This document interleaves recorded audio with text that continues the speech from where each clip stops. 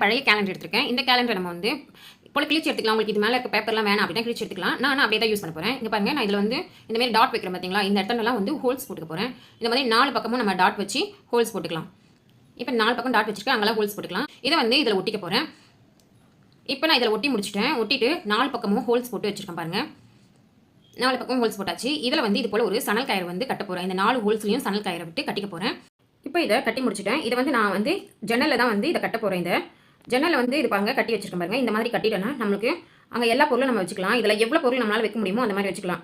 இது வந்து நான் உங்களுக்கு சாம்பிளுக்கு வச்சு காமிச்சிருக்கேன். இந்த மாதிரி இதுதான் வைக்கணும்னு இல்லை, உங்களுக்கு எப்படி நீங்கள் வைக்கணும்னு தோணுதோ அந்த மாதிரி இது போல் வச்சுக்கலாம்.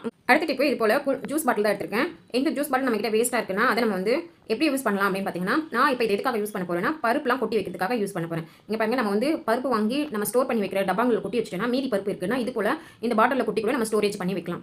இந்த மாதிரி ஸ்டோரேஜ் பண்ணி வைக்கும்போது நம்ம அந்த கவர்லேயே வைக்கணும் அவசியம் இல்லை. இது போல் பாட்டிலில் கூட நம்ம கொட்டி வச்சுக்கலாம்.